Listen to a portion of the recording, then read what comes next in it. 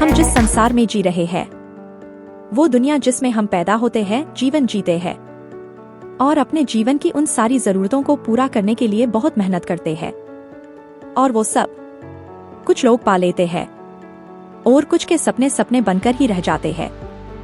जो सब कुछ पा लेते वो भी, और जिनको कुछ नहीं मिलता वो भी एक दिन इस दुनिया को छोड़ के चले जाते हैं। और जो रह जाते हैं वो कहते हैं, चलो इनको इस संसार से छुटकारा मिल गया। बस यही चलता रहता है। एक पीढ़ी जाती है और दूसरी पीढ़ी आती है।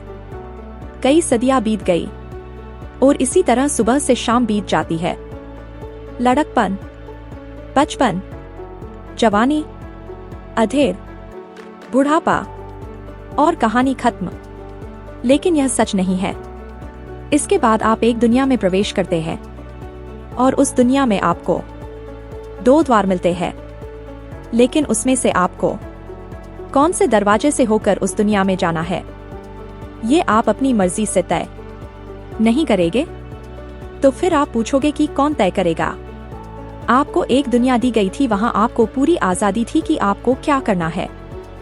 उस समय भी आपके पास इन 2 द्वारों के विषय में समय समय पर बताया गया था। अगर आपने तब मेहनत कर ली होती तो आपको इन दोनों द्वारों के सामने आना ही नहीं पड़ता। फिर आप कहोगे, ये तो अजीब बात है कि मुझे इन 2 दरवाजों में से एक में जाना और उसमें रहना है, वो भी हमेशा के लिए। एक दरवाजे के पीछे वो सब कुछ है जिसकी आपको जरूरत है, जिसे कहते हैं आराम, चैन, सुकून, शांति, आनंद। न तो वहां चिंता होगी, न बीमारी, न दुख। रोटी, कपड़ा, मकान सब मिलेगा। लेकिन दूसरे दरवाजे के पीछे दुख, दर्द और तकलीफ सब मिलेगी। और ये एक सत्य है, कोई कहानी नहीं। तो आप कहोगे कि ये सब एक कहानी है और इसमें कुछ भी सच नहीं है। आपको एक बात बता दे, जिस दुनिया में आप जी रहे हैं ये सपना है, और जिस जगह की मैं बात कर रही हूँ वो हकीकत की दुनिया है। तो आपसे एक सवाल, जो किसान समय पर बीज नहीं बोता उसका खेत फसल काटने के समय कैसा होगा? आप कहोगे, जब बीज नहीं बोया तो खेत में कुछ भी नहीं उगेगा। तो आप इतना समझ लो, ये संसार एक खेत है और आप मजदूर है। लूका 10:2। और उसने उनसे कहा, पके खेत बहुत हैं, परंतु मजदूर थोड़े हैं, इसलिए खेत के स्वामी से विनती करो कि वह अपने खेत काटने को मजदूर भेज दे। लूका 17:36। 2 जन खेत में होंगे, एक ले लिया जाएगा और दूसरा छोड़ा जाएगा। यूहन्ना 4:35। क्या तुम नहीं कहते, कटनी होने में अब भी 4 महीने पड़े हैं? देखो, मैं तुमसे कहता हूँ, अपनी आंखें उठाकर खेतों पर दृष्टि डालो कि वे कटनी के लिए पक चुके हैं। 36। और काटने वाला मजदूरी पाता और अनंत जीवन के लिए फल बटोरता है, ताकि बोने वाला और काटने वाला दोनों मिलकर आनंद करें। ये सारी बातें उनके लिए बिल्कुल नई है जो बाइबल, पाप, उद्धार, स्वर्ग, नरक, शैतान, परमेश्वर के विषय में नहीं जानते हैं। आपको ये बातें नहीं पता है, तो आपको आज जानना है कि सत्य क्या है।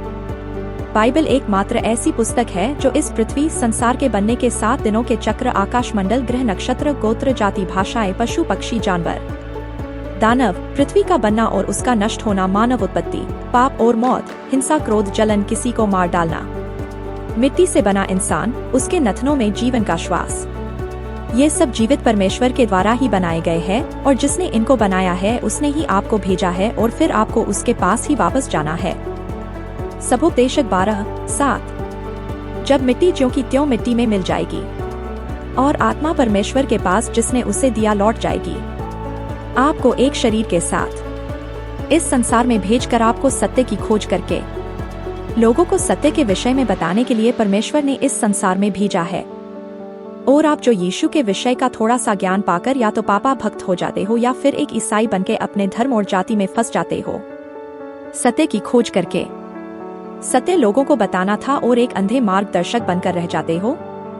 आप भी 2 द्वारों के सामने खड़े होंगे और फिर अब पछताए होत क्या जब चिड़िया चुग गई खेत। नीति वचन 1:2 इनके द्वारा पढ़ने वाला बुद्धि और शिक्षा प्राप्त करे और समझ की बातें समझे। 3 और विवेकपूर्ण जीवन निर्वाह करने में प्रवीणता। और धर्म, न्याय और निष्पक्षता के विषय अनुशासन प्राप्त करे।